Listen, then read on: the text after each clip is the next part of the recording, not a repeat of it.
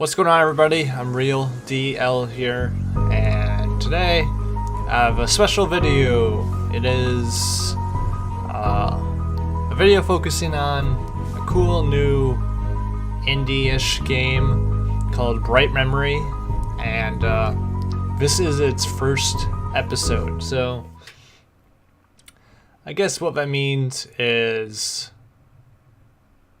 there might be more. It is an early access game, and it's developed by a single, a singular person in China. So it's a Chinese developer who also works at a Chinese developer. But this is what he does. This is the game he's created in his spare time, and I think it's pretty cool, which is one of the reasons why I wanted to check it out and show you. Because it definitely doesn't look like a single person made it. It is pretty impressive.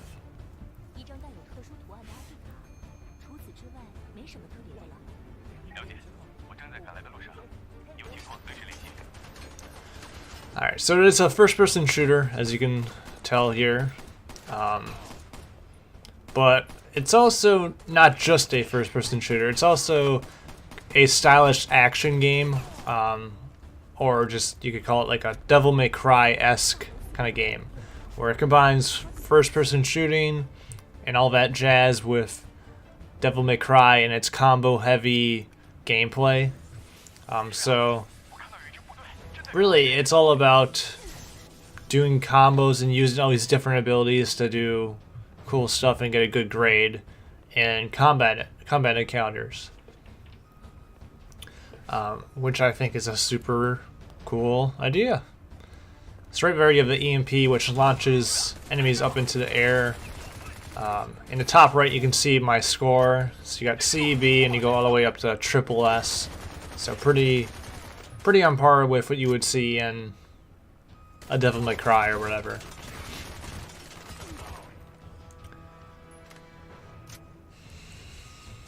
I will say I did make one video before this of my original playthrough, but for whatever reason the game audio never recorded, so I'm doing this again.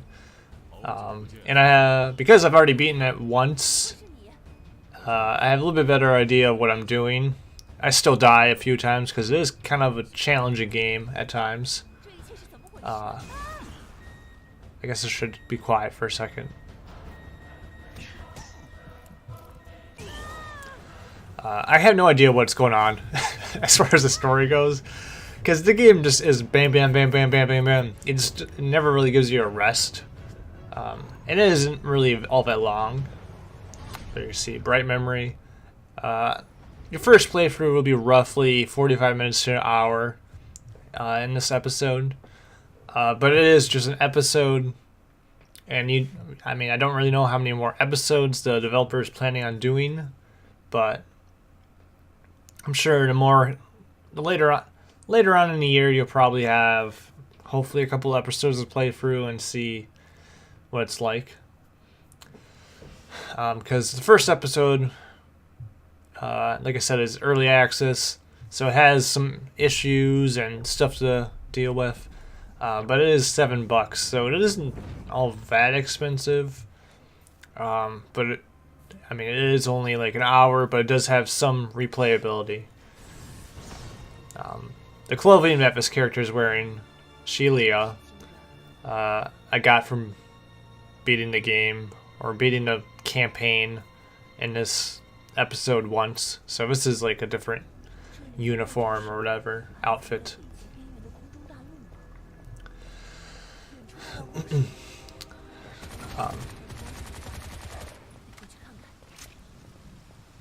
Yeah, this game reminds me of like Titanfall 2, just in the way it looks, but it definitely plays more different.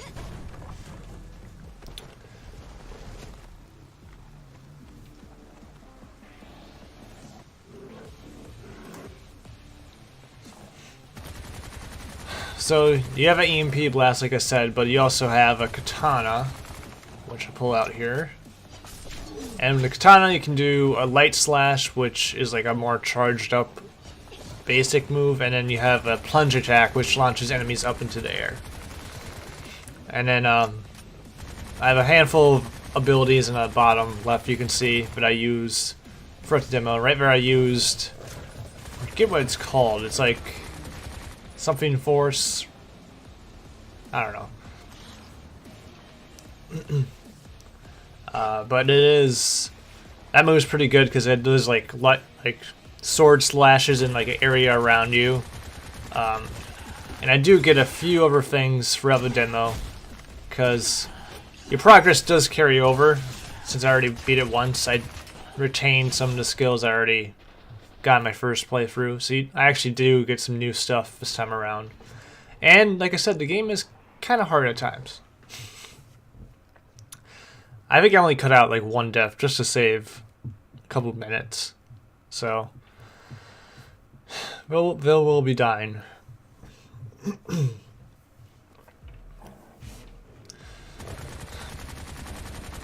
Most encounters involve just trying to deal with all these enemies and staying away. It kind of has that Doom-ish thing where you can't really hide for cover and regain health. You kind of just have to make sure you try to take out the enemies before they take out you.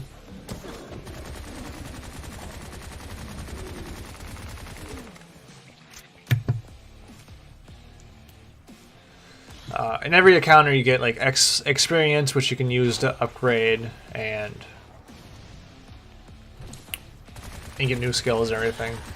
And the demo has a decent variety of stuff, but I'm sure they'll add more later on. There's that plunge attack I was talking about.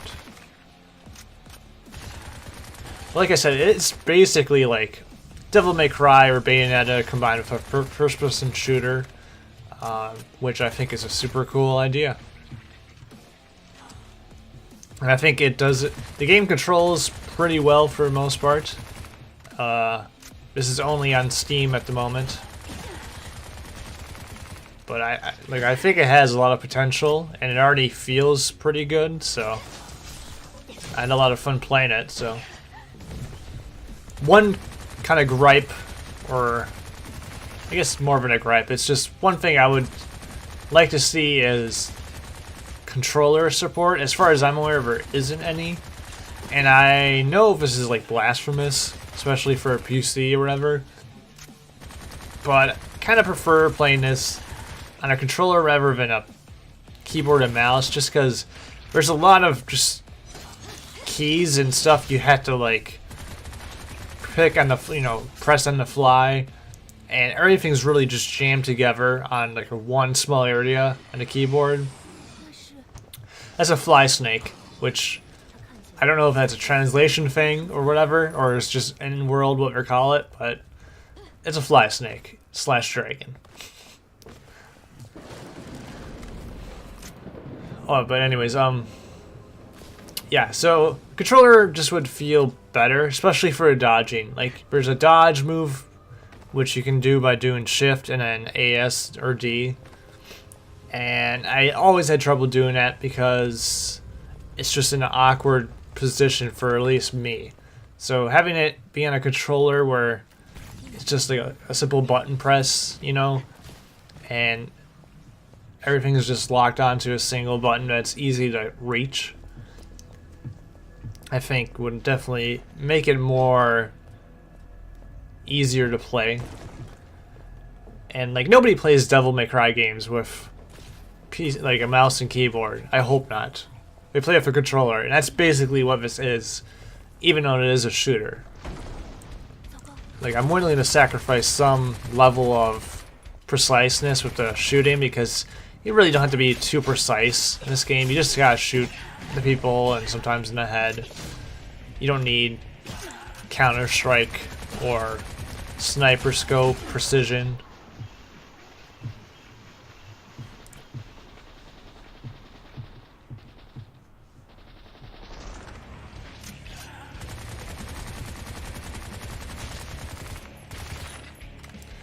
Overall, the game wasn't too buggy. I will say this video I don't go through the whole episode because it does crash the game. So, and that's the first kind of crash I had playing it.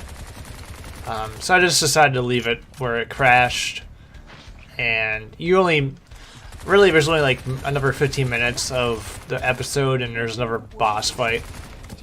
So you aren't really missing much, and if you do plan on picking this game up, which I don't know, well, I'll get to that later, but if you do plan on picking it up, then it gives you something to still look forward to.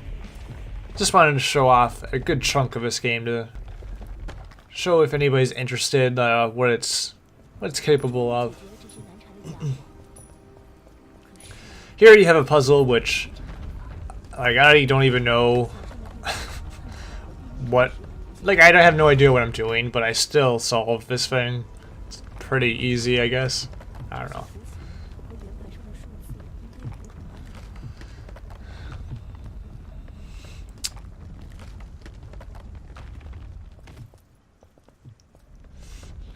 Like I said earlier, the game is $7, so, and it is early access. It has, you know, things to work out, and I'm sure it will improve in the coming months. But if I had to say, you know, would you, if I had to suggest if you, or if I would recommend you pick it up now or later, I mean, it's kind of up to you. $7 really isn't all that, I guess for some people it is, but it really isn't all that much compared to, you know, like a $30 early access game, whatever. This is the ability and attribute tab, and right there I grab overload, which when you are in the air and you shoot, you stay up in the air, and at a certain point I die and I lose that ability, and I'm not aware that I lost it until later on. So you barely see in this video, unfortunately, because I don't notice until later on that I lost it. But it is pretty interesting.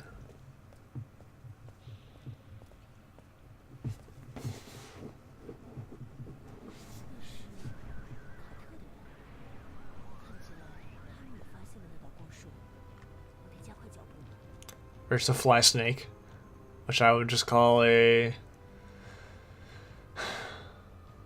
seahorse.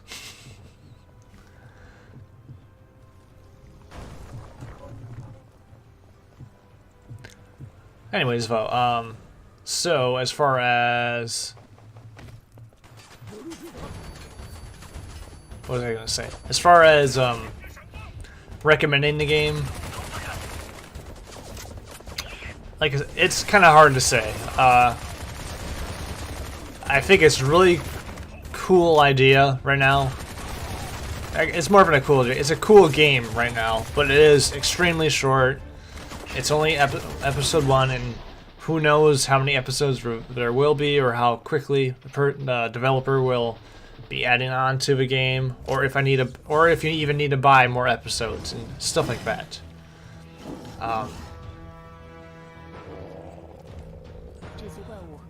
But it is a game that I very much enjoyed just playing. It's a cool idea, and it's just a fun idea that's fun to play even right now, even in kind of the early stages. And it is fairly polished. I mean, it looks nice. It looks very nice for the type of game it is.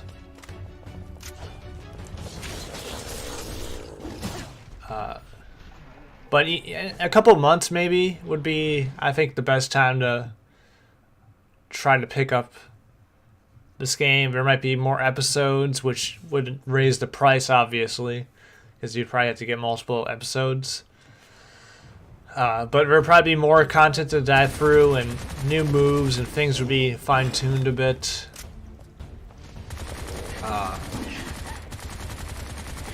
But I had fun with just this short segment, and I don't regret spending $7 just for an hour-ish of like gameplay that was super fun.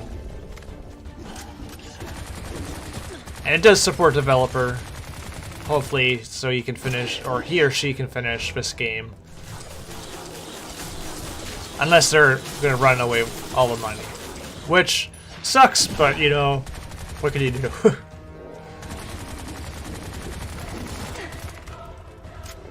Still, it's just super impressive that one person kind of just on his free time, or on their free time, just made this. Because it looks pretty good overall. It has solid soundtrack, everything feels super good, and the enemy design is pretty cool. And it's just a really unique idea, so.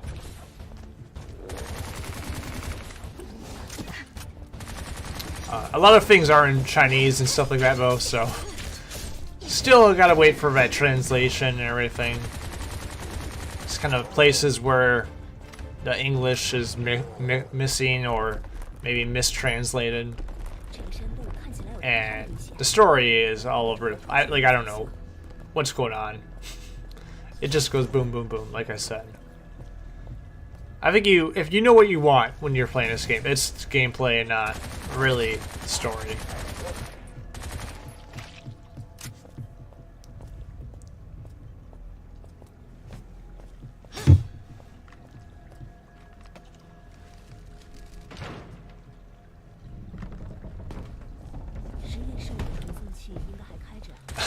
Right there, that's a bullcrap death. Come on, how did I fall off? Come on. I don't believe it, man. I don't believe it.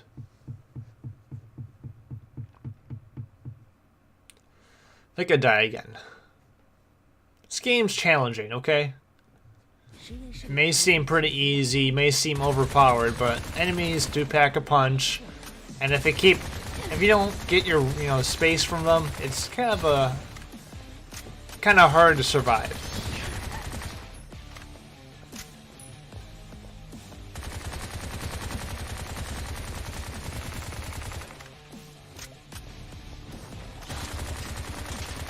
That move's so good. That move is so good. Highly recommend picking that up. And swords, cool. Always love swords. Put them in every game, I say.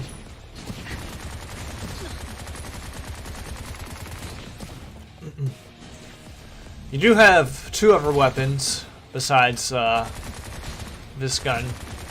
There's a shotgun, which I think I end up using in a little bit because I run out of ammo for this.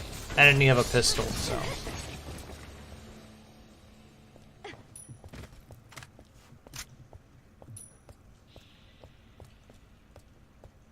And then we got a bonfire. What's that?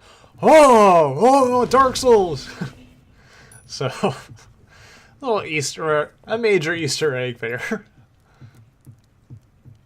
So see, Overload isn't picked, and I just noticed right there. I'm like, ah, crap.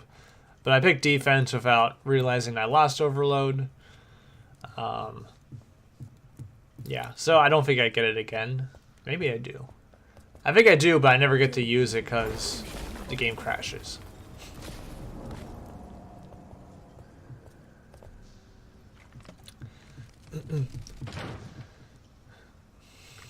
Now you saw that Dark Souls bonfire, little Easter egg. There is a little tiny bit of Dark Souls in this, I guess, as you'll probably see from this section. But I think it's mostly just a Devil May Cry influence. Does DMC is like hard, or it can be challenging, and it has challenging boss fights and stuff. But this definitely reminds me of like a Dark Souls boss fight where you see a little cutscene of them rise up, and then it's got a name called Forest Lord. Kind of Dark Souls-ish. But mostly just, stylish action game.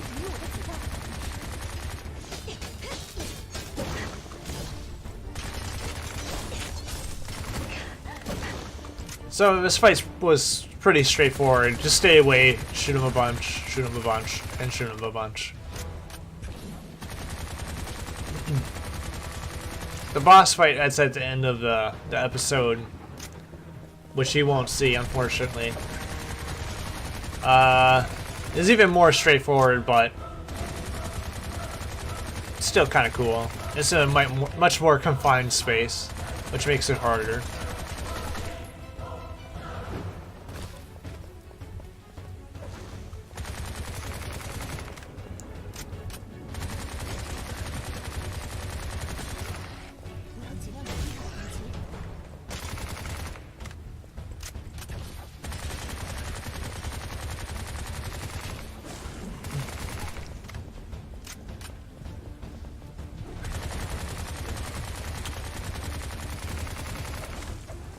Well, shield guys are annoying.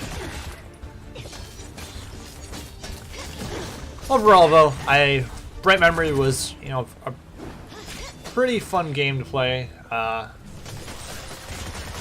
think it has a pretty good potential to be a pretty big game whenever it kind of fully starts to come together and more episodes come out. But just for some random thing I found on Steam in January, it's a really cool like game. So that that's still early. It's in early access, so it has a lot of room to grow. But what's there? The core is super solid, and it has plenty of good things about it.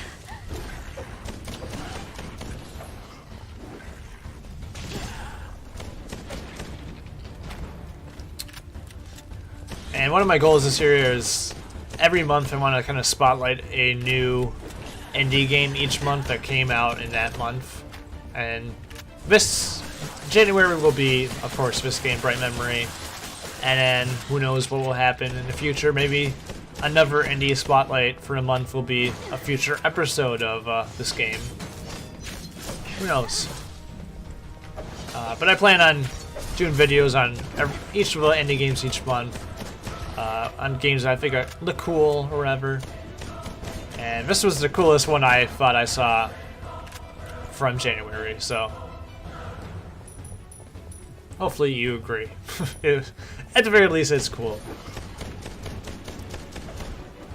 But I think I'll just end my commentary here, and you can just watch the rest of the video without my annoying voice. But I killed the boss. There you go.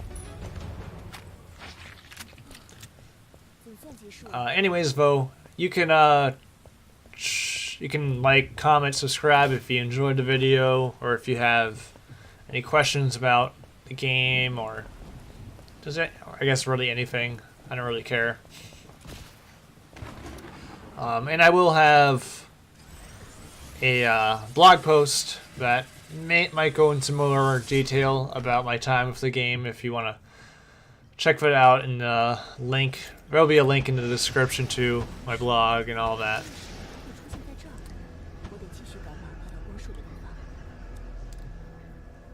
I think I buy Time Freeze at some point, but I never get to use it because the game crashes. It's a shame. But there's plenty of room for you guys to explore if you want to pick this up and experiment with yourself. There is some replayability, like I said, with different abilities and stuff you can combo into. But Bright Memory, really cool indie game from somebody in China. So I'll be keeping my eye on this for sure in the future, and hopefully you'll keep your eye on it too. Maybe even play this episode or future content from it. But anyways, that'll wrap up my speaking to you. But thanks for watching, and I do plan on hopefully streaming more this year, and I will be doing an occasional video every so often. So look forward to that, and you can always read my blog posts and stuff on my blog, which, like I said, will be in the description of the video. But thanks for watching, and I hope you enjoyed this little showcase of Bright Memory, Episode 1. Thanks for watching. I mean, keep watching if you want to watch more, but I'm done. So, see ya.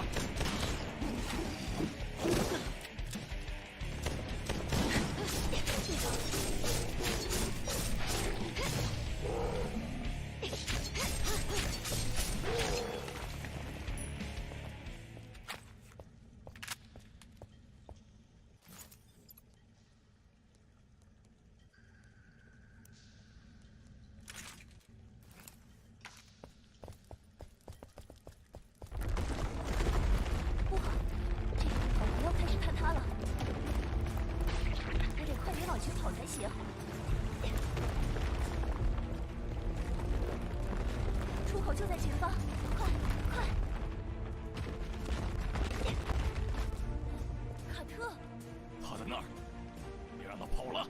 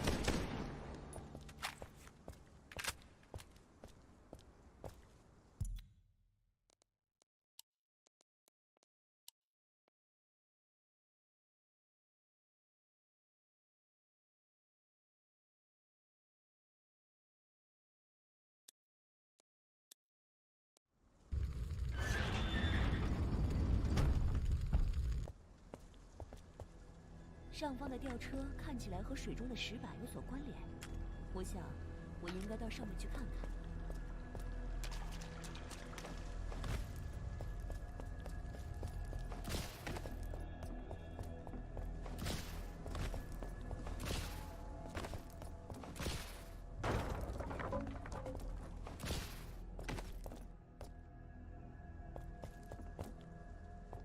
卡特似乎已经离开了这里。他为什么要放弃寻找这个机关的秘密呢？